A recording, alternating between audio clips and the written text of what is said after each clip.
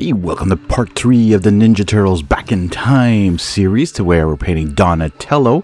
So this is going to be really fun. Of course, we're doing a different thing now. We're just trying some military shade on his shell. Just to see how it works. Boy, I don't know why the shades, when it comes to shades, I find they work well on top of Fanatics paints, but when it comes just to the primer part, it doesn't stick on very well. So, and it takes a while. I don't know, this one took a while to dry anyways. But in the meantime, I'm going to take some Terrestrial Titan and I'm going to put this all over the armor parts, just like I did with the other guys. So, or even like some of the clothing and some of the cloth. And this is a very, very dark purple.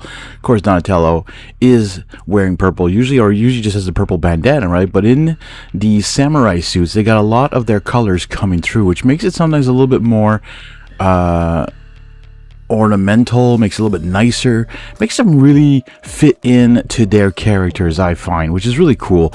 And I just wanted to start again. So what I'm doing is I'm using War Paints Fanatics, and I'm using a lot of flexible triads. I'm using a lot of base coats, a lot of layering, a lot of highlights. So it's very different than what I do normally when I paint on this channel, which is I try to teach the fastest way to paint.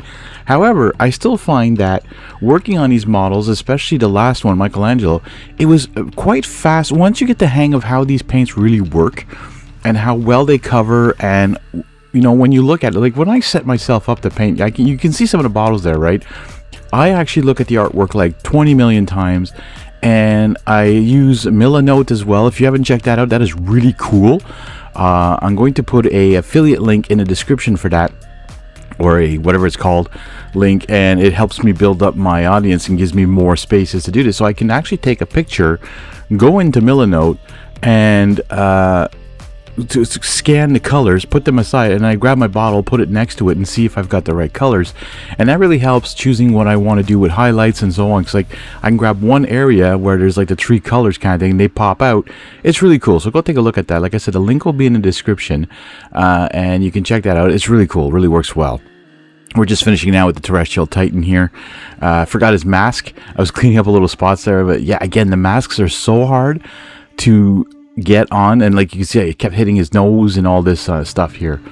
All right, Desert Yellow now. He has these really cool shoulder grassy furry things, which is fun that each turtle has something a little bit different. They're not just in an outfit that looks all the same. I mean, yes, some of the armor is pretty similar, but I just found that a lot of stuff is pretty good.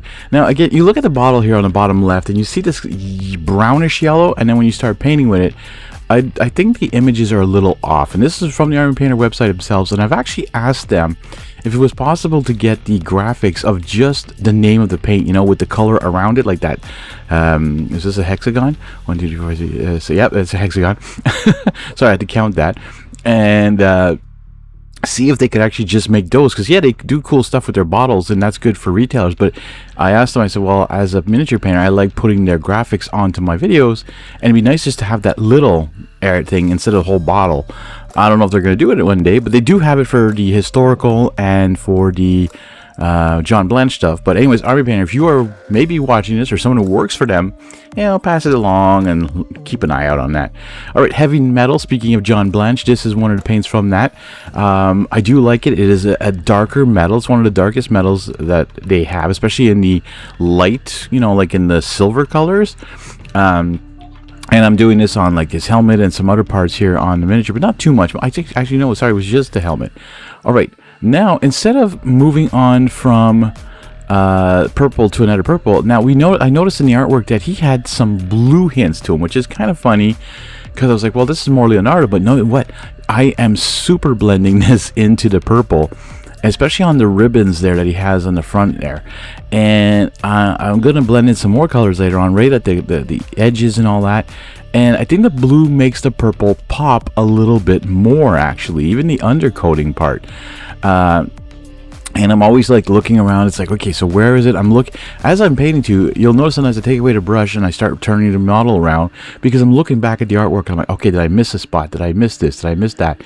And again, there's areas on this guy that it's on all the turtles. It's hard to know if it's their skin or if it's clothing or not. And in the artwork, sometimes it's shadowed by that. There's no 3D rendering of the image of these things, so it's hard to see like a rotation of exactly what it's supposed to look like. So go with your gut and go with what you think, but as I'm showing you, you can see pretty much what I'm doing here.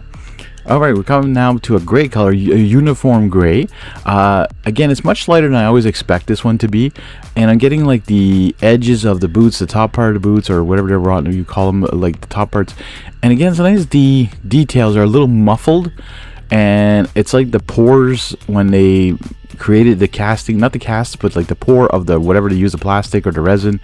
I think this is plastic, but anyways, just gets a little too like crowded in an area and just makes the details a little too like, anyways, not as detailed as I would like it to be. And it's sometimes hard to see, okay, well, is this part of that boot? Is it part of the armor? Is it a tie? Is it a rope? Is it fur even? I don't even know if it's fur or not. So anyways, I try my best to figure out what does what on it. Just hitting some highlights here at different spots here as well, making it look more almost like non-metallic metal, but it's not. Like, it's really part of the armor and the color I wanted to get coming out of it. And again, you look at the artwork and you got to try and figure out what does the back look like, because they don't show you at any point what the back looks like. You just have a front shot, right? So you go with your own instincts and you say, okay, well, maybe this is kind of continuing into the back. And I think, if I'm not mistaken, I actually forget to do all the rope on his shell with this color, which was I was supposed to do, and I completely realized that I think near the end. So you might see that rope on the back of his shell get painted up later on. Some bootstrap brown now. Of course, we're doing his bow staff with this. Beautiful color, it covers really well. I'm not going to do any highlights to it. I just find the brown has a nice natural look to it. It looks like it fits right in. It covers up the greens again. And again, I only know with the primers, I don't remember what I used as the zenithal, well, you know, quotation mark zenithal, air quotes. It was just to add a little layering to the green, because the Tanto green is quite dark. And I wanted to have some lighter green, and instead of just taking a brush and going and highlighting, or even dry, I could have dry brushed a lighter green and did the same effect. But the zenithal just worked with the skin and the shell and all that, having some darker areas. All right, we're coming in to do some of the straps now, also some of the hilts on the swords and all that stuff with the strap gray. This is a historical paint, folks, and I just found out recently, they were mentioning, you know, how they were going to sell individual bottles for the John Blanche, and that I thought that was coming to retail. But when they contacted me, or they responded to me somewhere, they said no, it's only on their site. It's not in retail yet. They're still trying to see if that's worth it. Well, yeah, I think it's worth having these individual bottles, because if I run out of this, I'm not going to buy a whole John Blanche set just for one paint again, especially the historicals where there's a lot of repeat paints of their basic ones. So, you know, I would love to see them. My store can't get them yet. They're not available, of course, but they're on the lookout in case ever that does happen. All right, we're going to do some fun stuff here. We're going to use some of that War Paints retarder and add it to skeleton bone, and add it also to the brown coming up here, because this makes the dry time slow down, and you can really wet blend your color. So brigandine brown, matching that in there, it's going to leak down a little bit. It's going to match into that skeleton bone and give it a really cool color, and you're going to see it happening as it dries. It's really cool, and it does the effect I wanted on the bone. Here we're coming in highlighting those like furry things on his shoulders here with some Baron Dune. I know some people out there are just like, well, why do you use all the colors? Well, because it's a lot easier than mixing white or yellow or pink or brown or gray or whatever you need to get. I use the triads. I have every single War Paints Fanatic paint except for a couple historical ones, which really annoys me because Army Painter doesn't ship to Canada.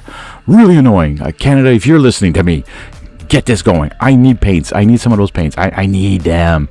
Sorry.